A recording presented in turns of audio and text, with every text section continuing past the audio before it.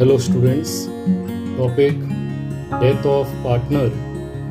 We are going to solve practical problem from page number 204, problem number 4th. Information दिया है Virendra, Devendra and Narendra were partners sharing profit and losses in the ratio of 3:2:1. Their balance sheet as on 31st March 2019 was as follows. So below आपको old balance sheet दिया हुआ है as on 31st March 2019. Question आपको fifth adjustment के नीचे दिया है. Prepare Virendra's capital account. So Virendra is deceased partner. हमें सिर्फ उसी का कैपिटल अकाउंट प्रिपेयर करना है. So in Virendra capital account from the old balance sheet हमें जो अकाउंट ट्रांसफ़र करना है that is first liability side में से हमें एक तो रिजर्व फंड ट्रांसफ़र करना है in Virendra capital account. Reserve fund total 30,000 दिया है. उसमें से हमें सिर्फ वीरेंद्र का share in reserve fund find out करना है और उसे वीरेंद्र का capital account on the credit side में रिकॉर्ड करना है. And also we have to record Virendra capital balance in capital account on the credit side. So ये दो ही अकाउंट है which we have to record from the old balance sheet. Now below आपको information दिया है mister Virendra died on 31st August 2019 and the partnership deed provided that. So Virendra has completed the August month. Last date में वो expired हो गया है. So any calculation जो आपको वीरेंद्र का आएगा will come for 5 months. That is April, May, June, July and August. So before वीरेंद्र's death उसने काम किया है कंपनी में फॉर 5 months और उसके बाद वो एक्सपायर्ड हो गया. Further information is given that the event of the death of Mr. Virendra, his executor, be entitled to be paid out. ना उसे कौन सा अमाउंट पे करना है कंपनी को, that information is given below. So first adjustment में दिया है the capital to his credit at the date of death. So जो वीरेंद्र का कैपिटल है एक तो वो हमें रिकॉर्ड करना है in Virendra capital account. Second adjustment दिया है his proportion of reserve at the date of last balance sheet. So reserve fund का जो अमाउंट है that also we have to record in Virendra capital account. Third adjustment में information दिया है his proportion of profit to the date of death based on the average profit of the last 4 years. तो his proportion of profit हमें वीरेंद्र का share of profit calculate करना है और share of profit calculate करने के लिए हमें एवरेज प्रॉफिट कैलकुलेट करना है ऑफ द लास्ट 4 years और एवरेज प्रॉफिट आपको नेक्स्ट एडजस्टमेंट में दिया है. So in the fourth adjustment, information दिया है. So his share of goodwill, that means Virendra's share of goodwill should be calculated at 2 years purchase of the profits of the last 4 years for the year ended 31st March were as follows. So goodwill find out करने के लिए सबसे पहले हमें average profit calculate करना है for the last 4 years और जो एवरेज प्रॉफिट आ गया है उसे हमें मल्टीप्लाई करना है with number of years purchase. तो हमें फर्म का गुडविल मिलेगा और after finding out the firm's goodwill, Then we have to find out his share of goodwill, that is Virendra share of goodwill हमें फाइंड आउट करना है. सो आपको 4 years का प्रॉफिट दिया हुआ है 2016, 17, 18 and 19. So with the help of this 4 years profit, एक तो हमें वीरेंद्र शेयर ऑफ प्रॉफिट जो थर्ड एडजस्टमेंट है हमें उसे फाइंड आउट करना है, plus his share of goodwill भी हमें फाइंड आउट करना है. फिफ्थ एंड लास्ट एडजस्टमेंट दिया है, mister Virendra has drawn ₹3,000 per month to the date of death. So Virendra का ड्रॉइंग्स दिया हुआ है 3,000 per month and Virendra has worked for 5 months before his death. तो 3,000 पर मंथ दिया है तो उसे 5 से मल्टीप्लाई करना है तो हमें ड्राइंग का अमाउंट मिलेगा.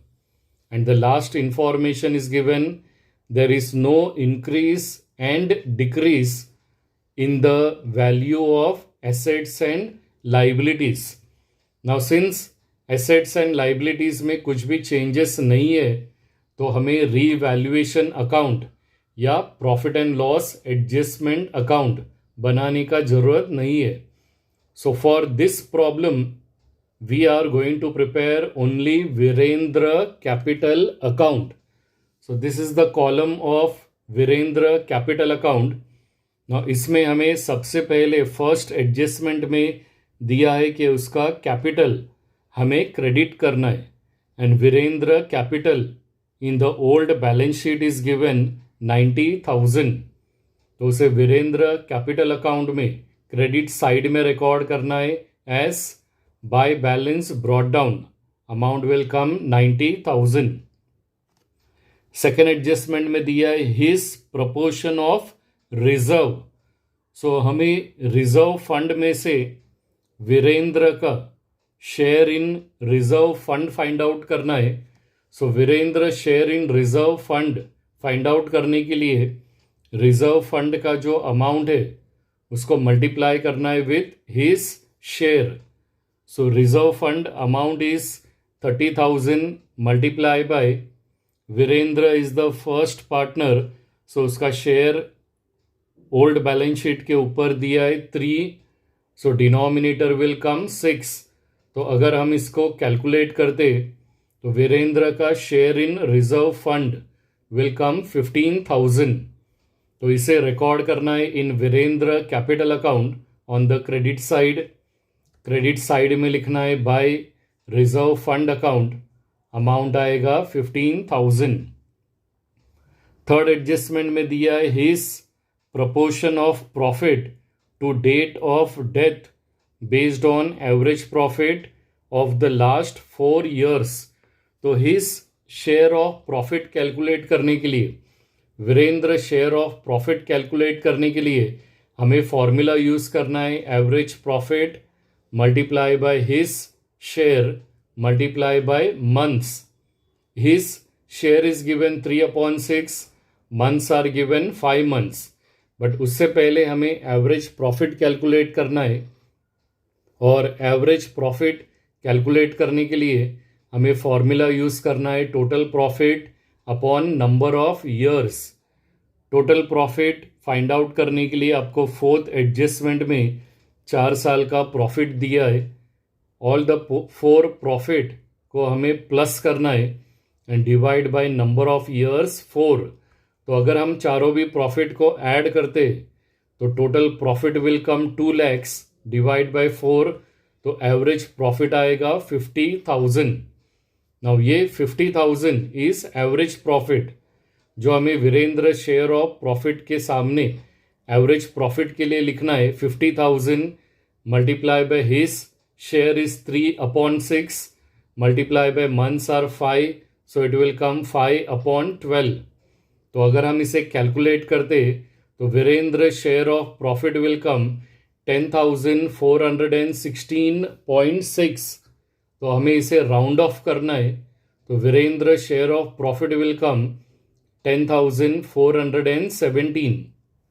तो इस वीरेंद्र शेयर ऑफ प्रॉफिट को हमें रिकॉर्ड करना है in Virendra capital account on the credit side credit side में हमें लिखना है by profit and loss suspense account, amount will come 10,417।